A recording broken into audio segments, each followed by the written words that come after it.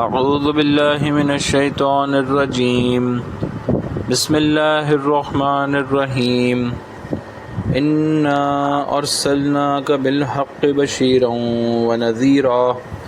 ولا تسأل عن اصحاب الجحیم ولن ترضى عنك اليهود ولا النصارى حتى تتبع ملتهم قل إن هدى الله هو الهدى ولئن اتبعت أهواءهم بعد الذي جاءك من العلم ما لك من الله من ولي ولا نصير الذين آتيناهم الكتاب يتلونه حق تلاوته اولئک یؤمنون به ومن یکفر به فاولئک هم الخاسرون۔ سورۃ البقرہ آیات 119 تا 121۔ ترجمہ ہے، بے شک اے نبی صلی اللہ علیہ وسلم، ہم نے آپ کو بھیجا ہے سچا دین دے کر، خوشخبری دینے والا اور ڈرانے والا، اور آپ سے پوچھ نہیں ہوگی دوزخ میں رہنے والوں کے بارے میں، اور ہرگز راضی نہ ہوں گے آپ سے یہود اور نہ نصارہ جب تک آپ اتباع نہ کریں ان کے دین کی۔ تو آپ کہہ دیجئے، جو راستہ اللہ بتا دے وہی سیدھا راستہ ہے، اور اگر بالفرض آپ تابعداری کر لیں ان کی خواہشات کی بعد اس علم کے جو آپ کو پہنچا ہے، تو آپ کا کوئی نہیں اللہ کے ہاتھ سے حمایت کرنے والا اور نہ مددگار۔ وہ لوگ جن کو دی ہم نے کتاب، وہ اس کو پڑھتے ہیں، جو حق ہے اس کے پڑھنے کا وہی اس پر یقین لاتے ہیں، اور جو کوئی منکر ہوگا اس سے تو وہی لوگ نقصان پانے والے ہیں۔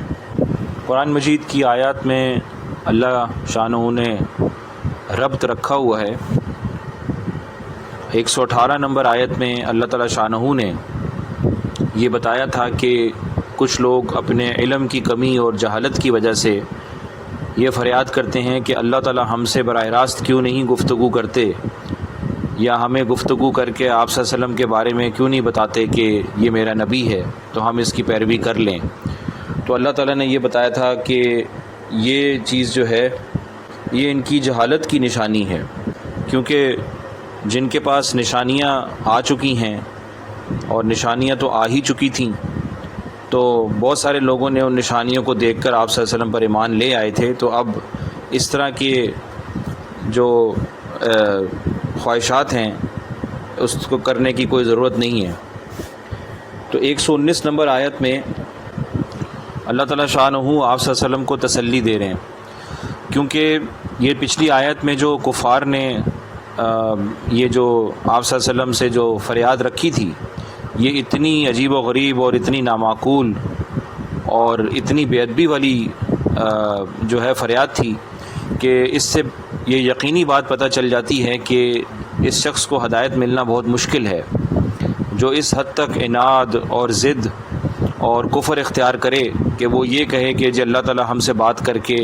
اور ہمیں یہ بتائیں وہ بتائیں، تو یہ تو بہت بڑی بے ادبی ہے۔ تو ایسے لوگوں کے بارے میں آپ صلی اللہ علیہ وسلم بہت زیادہ پریشان ہو جاتے تھے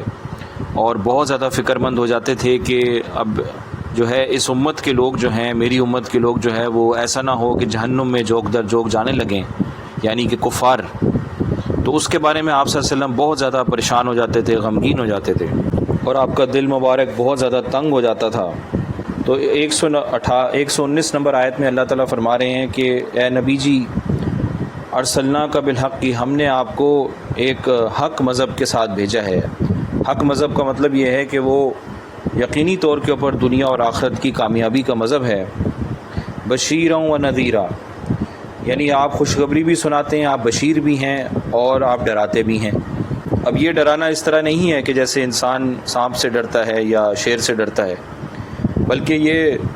ڈرانا اس طرح ہے کہ انجام کے بارے میں بتا دیا جاتا ہے کہ بھئی یہ انجام ہو سکتا ہے، یہ سزا ہو سکتی ہے۔ تو اس میں بھی پیار اور محبت کا جو ہے وہ حصہ موجود ہے انذار کے اندر۔ تو آپ صلی اللہ علیہ وسلم بشیر بھی ہیں، نذیر بھی ہیں، تو آپ جو ہے خوشخبری لوگوں کو سناتے رہیں اور لوگوں کو آپ ڈراتے رہیں۔ وَلَا تُسْأَلُوا عَنْ أَصْحَابِ الْجَحِيمِ، اور آپ سے جو ہے وہ جو جہنم میں جانے والے لوگ ہیں، آپ سے آخرت میں ان کے بارے میں کوئی سوال نہیں ہوگا، کیونکہ آپ تو اپنا کام مکمل کر رہے ہیں۔ آپ سے یہ نہیں پوچھا جائے گا کہ یہ جہنم میں کیوں جا رہے ہیں، کیونکہ یہ جہنم میں اپنے ہی کرتوت کی وجہ سے جا رہے ہیں۔ تو 119 میں آیت میں اللہ تعالیٰ نے آپ صلی اللہ علیہ وسلم کو دلاسا دیا ہے۔ اس سے ہم سوچ سکتے ہیں کہ آپ صلی اللہ علیہ وسلم کا مقام کتنا اونچا ہے، بلکہ سب سے اونچا ہے پوری انسانیت میں۔ 120 نمبر آیت میں اس کا پس منظر اس طرح سے ہے کہ آپ صلی اللہ علیہ وسلم اس بات کے بہت زیادہ یعنی طلبگار تھے، آپ کا بہت دل چاہتا تھا کہ یہود اور نصارہ جو ہیں یہ مسلمان ہو جائیں، کیونکہ اہل کتاب تھے تو ان کو اسلام سمجھانا غالباً زیادہ آسان تھا، کیونکہ ان کو پتہ تھا کہ بھئی دین کیا ہوتا ہے اور وحی کیا ہوتی ہے، نبی کیا ہوتے ہیں۔ تو یہاں پر اللہ تعالیٰ بتا رہے ہیں وَلَن تَرْضَىٰ عَنْكَ، کہ جو یہود و نصارہ ہیں یہ بالکل بھی کبھی بھی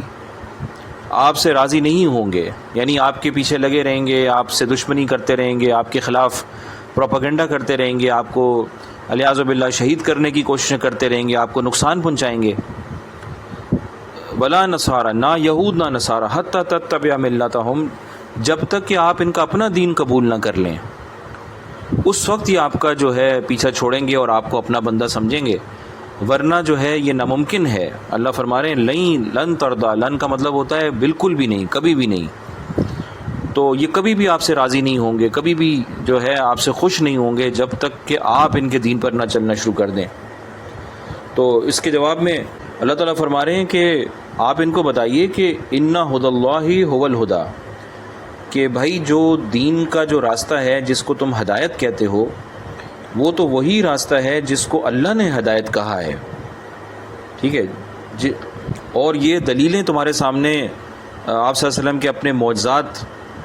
جو ہیں وہ بھی تمہیں دیکھنے میں نظر آ رہے ہیں، جو مکہ مکرمہ میں معجزات ہوئے وہ بھی تمہیں سب کو معلوم ہے، جیسا کہ چاند کا جو ہے وہ 2 ٹکڑے ہو جانا، اور آپ صلی اللہ علیہ وسلم کے انگلی مبارک سے پانی کا جاری ہونا،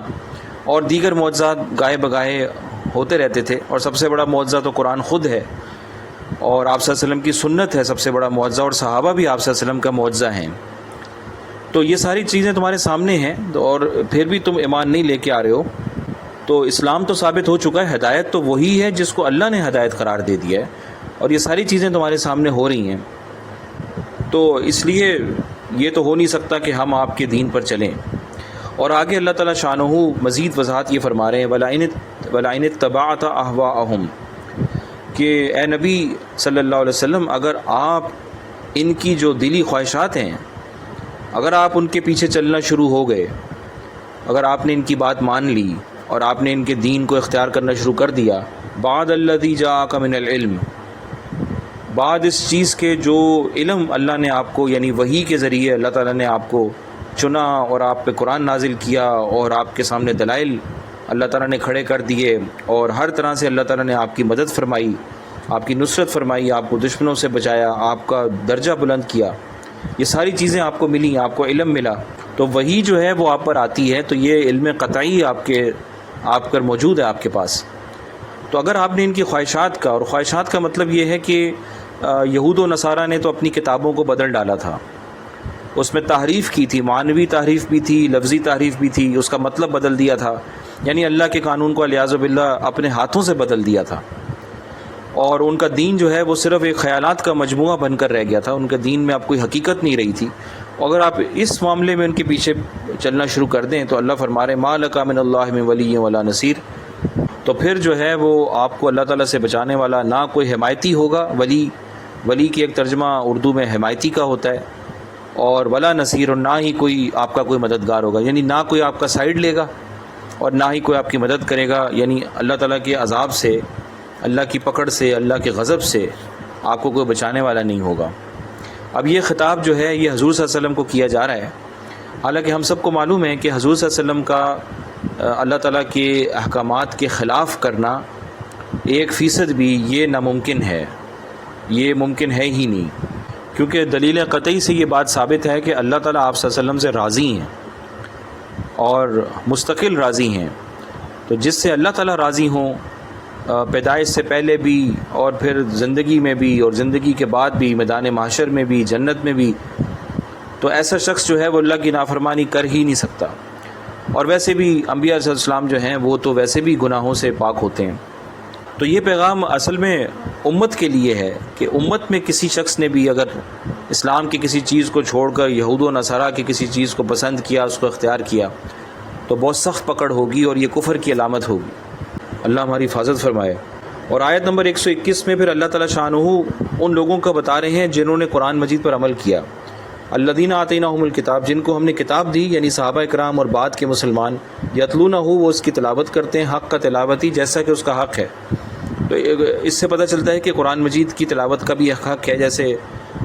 یہ بھی ایک روایت میں ہے کہ یعنی ایک فقہی بات ہے کہ قرآن مجید کو سال میں کم از کم 2 دفعہ ختم کرنا چاہیے، اور روزانہ قرآن کی تلاوت کرنا یہ تو لازمی ہے.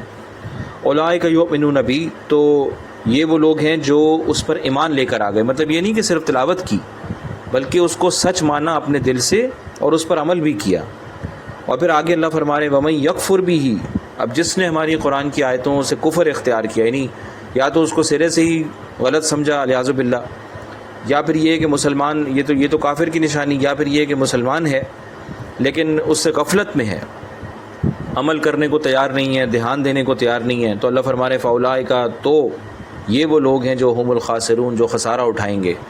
اور مطلق اللہ نے فرمایا دنیا میں بھی اٹھائیں گے، قبر میں بھی اٹھائیں گے، آخرت میں بھی اٹھائیں گے. تو اس میں ہماری ذمہ داری ہے کہ ہم قرآن مجید کے ساتھ اپنا تعلق جوڑیں اور اس پر عمل کرنے کی پوری کوشش کریں. واللہ اعلم بالصواب.